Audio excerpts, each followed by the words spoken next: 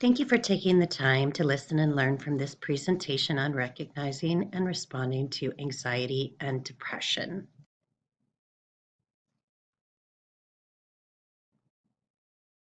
My name is Scarlett Stappa, and I am the mental health specialist at Folsom High School, where I work in partnership with Miss Elizabeth Lee.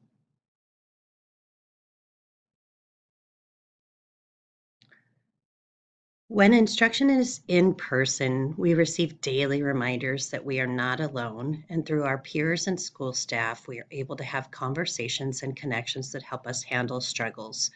During distance learning, it's difficult for our school staff to know when students need help. This is where you come in. Folsom High School students may be the first to notice changes in their friends and peers, and the simple message we ask you to carry to those you see struggling is this: you are not alone. Help is available. Statistics prior to the COVID pandemic, including the Folsom High School California Healthy Kids data that Mr. Caden had shared, support that mental health struggles are common and on the rise. 1 in 6 youth in the US live with a mental health disorder. 7% experience issues with anxiety each year, and 13% experienced a major depressive episode in the past year. That was 2017, up from 8% in 2007.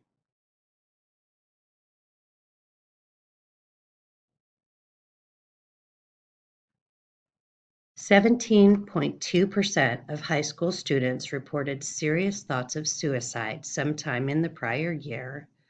Suicide is the second leading cause of death among people aged 10 to 34. And unfortunately, stigma and negative bias contribute to teens not seeking treatment.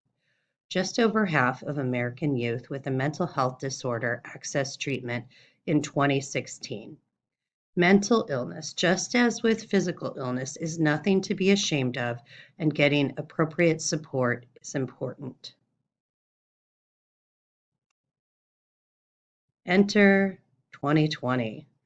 2020 stressors included the COVID-19 pandemic, canceled school, events, sports, graduations, adjusting to distance learning with varying levels of support at home, economic hardship, social justice issues, and in California, wildfires and smoky conditions that kept us inside. These stressors have increased mental health concerns. 1 in 3 Americans is dealing with symptoms of stress or anxiety. A federal emergency hotline for people in emotional distress registered a more than 1,000% increase in April 2020 compared with the same time the prior year. Symptoms of anxiety disorder and depressive disorder increased considerably in the United States during April through June of 2020, compared with the same period in 2019. The American Medical Association has also seen a 300% increase in reported depression. Many of us have been coping with higher levels of stress this school year, but if you're noticing chronic and excessive anxiety and worry that is interfering with your day-to-day life, you may be coping with an anxiety or panic disorder. Behaviors that may indicate anxiety can include being on high alert for threats, including social threats, significant dependence on others, withdrawing from social situations. This often includes absences from school, either very restrained or overly emotional, avoiding usual activities or even new experiences, seeming to be extremely shy and startling easily. Some physical signs that you're experiencing anxiety may include muscle tension, headaches, stomach issues, extreme tiredness or fatigue. Notice if your sleep patterns are changing, hyperventilation or panic attacks, trembling, or an extreme blush or flush response to embarrassment. At the core of anxiety are uncomfortable thoughts and feelings, including feeling restless or ill at ease, super stressed, worrying a lot and feeling afraid, and feeling panicked. Fears or worries may include worries about losing control in front of others or struggling socially. If you know someone who may be struggling with anxiety, remind them that you are a friend or an ally, that you're concerned, that you miss seeing them. And if they are willing to open up to you, listen and encourage them, including encouragement to get help. As a learning community, we all need to recognize ways that we can create a safer environment for those experiencing anxiety to take healthy risks, including refraining from poking fun or being a bystander. If you are experiencing anxiety, make sure you get 8 to 10 hours of sleep each night. Use relaxation strategies to unwind before sleeping. Consider lightening your load of responsibilities, at least for a while. Prepare, and then take a deep breath and trust your preparation when facing anxious situations. Face your fears with some support and get some help if you need it.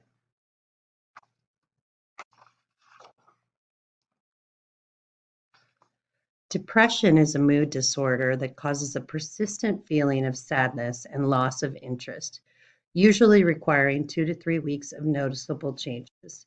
It affects how we think, feel, and act, and can lead to other health issues. Depression can make it difficult to do normal day-to-day activities, and sometimes the person may feel as if life isn't worth living. More than just a bout of the blues, depression isn't a weakness, and you can't simply snap out of it.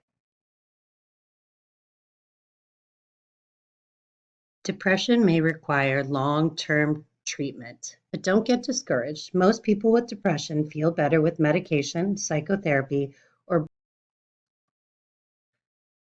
this graphic shows some of the warning signs of suicide. We'll go into more detail on depressive symptoms and signs of suicide. Changes in behavior and statements made by someone living with depression may include decreased interest in things they used to enjoy, changes in sleeping and eating habits, trying to feel better through drug and alcohol use, acts of defiance or impulse that may lead to regret or shame, and making suicidal statements and or attempts. Statements may range from general statements such as, I wish I were dead, or lately I've been wanting to end it all, to admitting to a plan, including, I've thought about how I'd do it, or saying goodbye in person or in a letter. Just as with anxiety, at the core of depression are difficult thoughts and feelings, including feeling unmotivated, struggling to concentrate, becoming easily frustrated or agitated, feeling overwhelmed, believing yourself to be alone in your struggles and without hope for the future. You may say or think something like, things will never get better for me. Doubting yourself and thinking about suicide. A person thinking about suicide might comment that they don't deserve to live, and if they have a plan, they may say it won't matter soon anyway. Some physical signs that you may be struggling with depression include feeling overly tired at times. Once again, changes in sleeping patterns are important to notice. Talking and moving slower than usual, and having aches and pains. There are lots of misconceptions about suicide. For instance, people who talk about suicide are seeking attention and do not try to die by suicide. This is false. People who die by suicide often talk about it first, always take it seriously. People who are suicidal want to die. Once again, this is false. Most people who are suicidal do not want to die. They just want to stop the pain that they are experiencing. Once more, once people decide to die by suicide, there is nothing you can do to stop them. This is also false. With the proper identification, support, and treatment, we can actually save lives. You should never ask people if they are suicidal because talking about it will give them the idea. This is false. Treating suicide as a taboo subject actually increases isolation. People who self-harm want to die.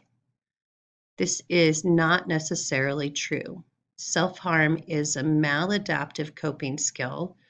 People who self-harm may also be suicidal, but it's not necessarily true. And the last misconception, elementary school age children do not seriously consider suicide. This is also false. We know even in our own district, because mental health specialists conduct a number of suicide assessments in our schools each year. When you're worried about someone, you may be anxious about how to help. This visual lays out 5 steps to keep in mind when someone is in emotional pain or suicidal. It's important to ask them how they're doing, and particularly to ask the direct question if they're thinking about killing themselves. If that is true, you want to keep them safe, so you're going to work with an adult or talk to an adult so that their access to lethal items is reduced. You want to be there for them, listen carefully, and acknowledge what they're feeling. Help them connect to supportive resources like the ones shared in this presentation, and check back in. Stay connected with them to find out how they're doing later. Acronyms can also help us when we are figuring out how to help someone. This acronym is ACT, which means acknowledge. So acknowledge that you're seeing signs of depression or suicide and that it's serious. Let them know that you care and that you're concerned and that they need help beyond what you can provide. And then tell. You have to tell a trusted adult about your worries. Never agree to keep suicide a secret.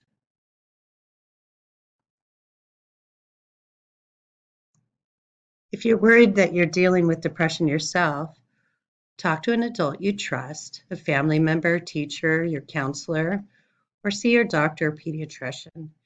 Think about what you would do for a friend and be a good friend to yourself. Stay active. Sometimes you'll have to force yourself, but small actions add up. Try to keep a balance when it comes to sleep and diet. Stay connected socially however you can. It can also help to focus on others' needs for a while.